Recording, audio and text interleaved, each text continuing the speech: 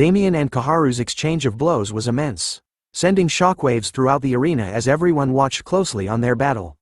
The spectators couldn't believe the level of their fight. Kaharu's teammates were watching the fight as well, afraid that the flow of the battle was getting strange. To their knowledge, Kaharu's weapon, Alcazar's Fury, isn't something that you can block just because you want to. Using just one of the blades wasn't too bad, but Kaharu was holding both of his blades, which allows him to have the effect of 100% ignoring defense. And it must be hard to even react to Kaharu's attacks while he was in Ashura mode. But Damien was built differently. He was actually blocking all of Kaharu's attacks with a smile on his face. He even manages to punch him in the face and deals a heavy blow onto his body as well, telling Kaharu to bring out more. This time, Damien was the one on the attacking side. He endlessly sent a barrage of punches towards Kaharu, who couldn't even block a single one of those punches. The spectators and Kaharu's teammates were feeling scared and embarrassed by the current state of the match, thinking that they should end the match now to save Kaharu from Damien's ruthless punches. With a single fist raised in the air this time, Damien lands one final powerful blow to Kaharu, unleashing a bright blue pillar of light as it sends him flying back to Earth. The recoil of the punch from Damien was so strong to the point that Kaharu bounced back into the air, before landing back onto the ground, completely unconscious. As Damien raises his fist in the air, the system announces that he had won the duel. Returning back to the arena, Damien started to yawn, feeling tired as this was the first time in a while his blood boiled over a match and he even had to fight an opponent with all he had without even knowing it. As he opened a window, Damien was wondering if he could use the video he recorded of the duel, thinking that it might be too cruel for everyone to watch. After all, he did beat Kaharu mercilessly until he bled from every hole in his face. But as he thought that uploading the video of their duel onto YouTube would make his image worse, Damien stumbled upon a bunch of internet comments, talking about his duel. He couldn't believe that a video of his duel had already been uploaded, and with so many community comments already posted to it, most of them were saying that Damien should have gone easier on Kaharu, but our boy didn't care about that at all.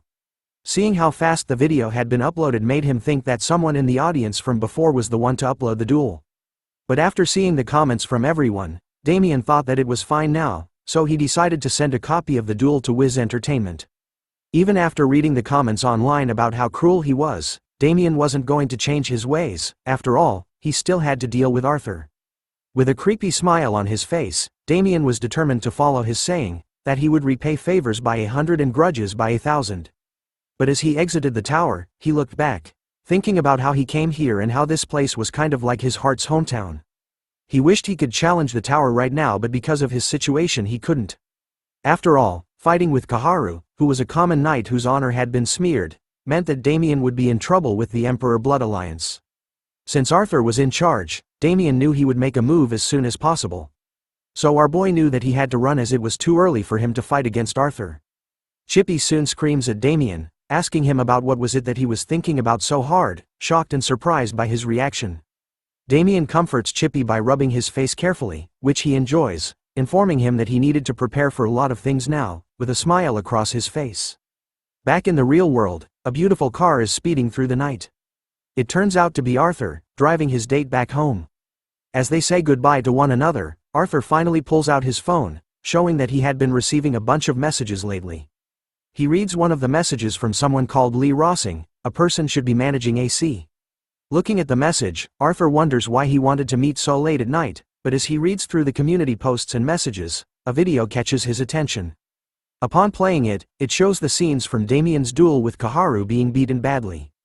Watching the video made Arthur furious as he immediately turns on his car and speeds throughout the night again, shouting at his car system to call Lee Rossing immediately.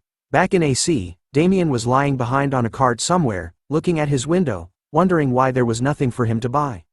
Our boy was depressed, thinking about how expensive it was to use the return to village spell and the usage fee for the rap gate. And now, he was sad to use the outdated robotic horse carriage. As he continues to look through the system, notifications of the same message pop up, informing Damien that the item he was searching for cannot be found and to try searching for something else. Damien finally snaps over how he couldn't buy anything he needed. Looking at the scenery around him, Damien calmed down for a bit, believing that it was about time that the game did a patch since it was the 100th day.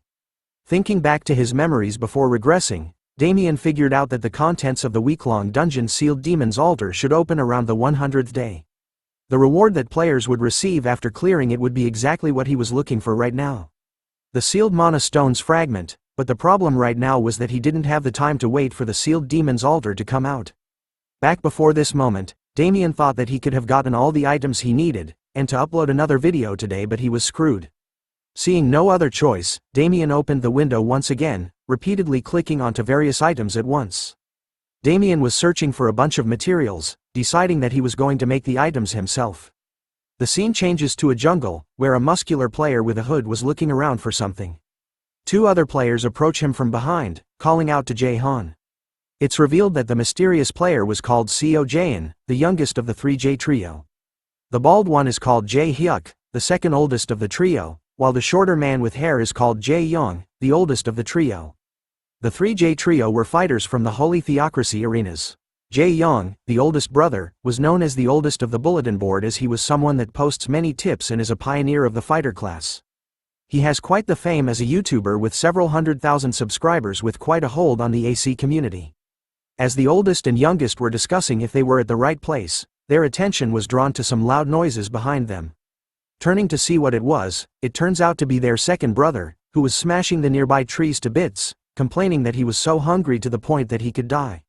The sound of trees being smashed like your mom seems to draw the attention of a giant spider monster that appeared right above the two brothers. Seeing its ugly face screaming at them, Jae-young immediately activates his temple monk skill, causing his fist to glow with a golden light. With a mighty scream, he unleashes his skill called the Six Fists Might, destroying the giant spider monster in a golden glow. After one-shotting the spider monster, Young immediately scolds Hyuk for making so much noise that it attracts the nearby monsters, but Hyuk could only complain that his stomach had been grueling and was extremely hungry. Young then orders him to get rid of the corpse of the dead spider monster he killed. With just one hand, Hyuk manages to fling the corpse of the spider high into the air above them. But as he was still complaining about being hungry, the youngest brother makes his appearance once again. Ensuring Hyuk that there was no need to worry about his hunger anymore. He proudly shows off that he had gotten the tail, causing Hyuk to start salivating. And so, the trio continued on with their journey, even though the process wasn't all that enjoyable. Looking back, their journey began from a quest of the Holy Order Chelenus, which serves Arya, the goddess of light. For any other players, this quest would seem insane for them, but the trio were convinced that the quest given to them would connect to the main ones. Since they heard about the story about the stars from it. And so, using his tracking skill from the temple monk class called Kiri Elazone, Han continues to track for their quest. Back to Damien using the slowest transport known to mankind, Chippy was complaining about how long it was going to take them to arrive. After hearing Damien say that it was going to take 37 hours, Chippy slams him in the face repeatedly with his beak. After riding for some time, the two bros finally see a different sight. A castle appears on the horizon. But the castle wasn't Damien's goal as he was looking for something else to pop up now. Chippy was curious by what he meant by that, as a dragon or a giant wouldn't appear in these mountains. That's when something started to move quickly towards them, which Damien was happy to see. It turns out to be Ongoliant, a giant type of spider that exists in valleys or bogs. Even though it was coming straight towards them with immense speed, Damien was casually waving at it, making Chippy panic. As he stood up, Damien assured Chippy that they were going to be fine, and started to cast his witch doctor skill called Blood's Craving. But just as he was about to cast his skill onto the incoming giant spider, another voice shouts at the bros to move out of the way, surprising them. The moment Damien leapt out of the way from the spider, its body began to spin into the air before landing onto a nearby tree, with its head missing from its body. Damien was stunned by this sudden sight. He couldn't believe that there was someone out here that was able to destroy a level 72 Ungoliant in one shot. But as he was figuring out who it was, a figure appeared in front of them, mentioning that he almost got into trouble.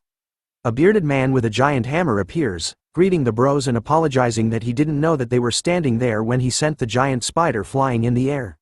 Looking closely at this bearded man with a giant hammer, Damien could see that he was able to bench, squat and deadlift at least 500 kilograms, just like him, making them both the same type. But as he continued to stare at the man, Damien's eyes were caught by something. Looking closely at the giant hammer the man was wielding, even the bearded man realized where Damien was staring at. And started to flex his hammer at them, which was now covered in a purple aura. Seeing the giant hammer up close with the purple aura, Damien's eyes were sparkling as he figured out that what he thought was right all along.